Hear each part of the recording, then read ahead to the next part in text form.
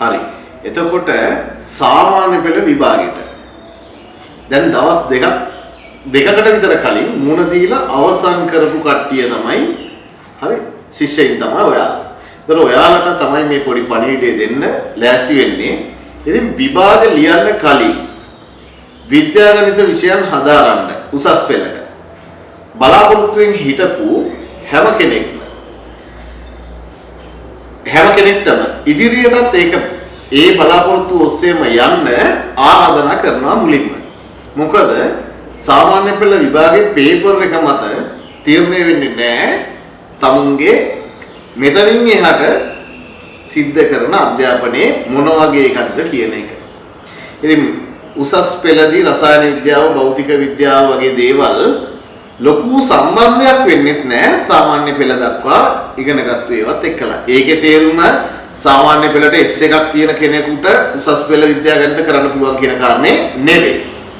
ඒව නෙමෙයි. ඒ දක්වා විභාගය දක්වාම තමුන්ගේ මට්ටම දැනගෙන හිටියා. තමුන් දැන් විභාගෙ ලියලා තියෙනවා. එහෙනම් මෙතනින් එහාටත් උසස් පෙළට විද්‍යාගණිත විෂයන් හදාරන්න මම බලාපොරොත්තු වෙමින් හිටියා. එහෙනම් දැන් තියෙන්නේ මේ ගමනට එකතු වෙන්නයි තියෙන්නේ. ඉතින් මේ ගමනට එකතු වෙන්න යනකොට අපි කෑගල ප්‍රගති ආයතනයේ උසස් පෙළ විද්‍යාගණිත ආචාර්ය මණ්ඩලයේ විදියට ලෑස්ති වෙලා ඉන්නවා ඔබට උදව් කරන්න. එතකොට මම ගියන්දන්න සේන. එතකොට මම රසායන විද්‍යාව උගන්වන්නේ. ඒතර මේ වෙනකොට අවුරුදු 8ක විතර ඉඳලා පින්නල මධ්‍ය මහාවිද්‍යාලයේ රසායන විද්‍යා ගුරුවරයෙක් විදියට සේවය කරනවා. ඒ වගේම උසස් පෙළ රසායන විද්‍යාව පිළිතුරු පත්‍ර අධීක්ෂකවරයෙක් විදියට ක්‍රියා කරනවා.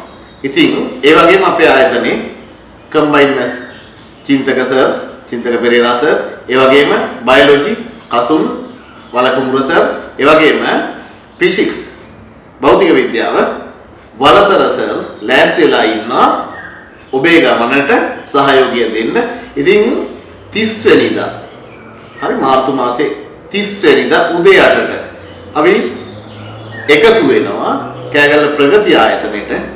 ඉතින් ඔබටත් ආරාධනා කරනවා තවදුරටත් වැඩිදුර තොරතුරු දැනගන්න. ඒ වගේම ඔබේ උසස් පෙළ ගමන ආරම්භ කරන්න මේ 30 වෙනිදා කෑගල්ල ප්‍රගති ආයතනයේට උදේ 8ට එන්න කියලා සියලු දෙනාටම ආරාධනා කරනවා. එහෙනම් ජය වේවා. ඉරිදා උදේ 8යි 30ට හම්බ වෙමු.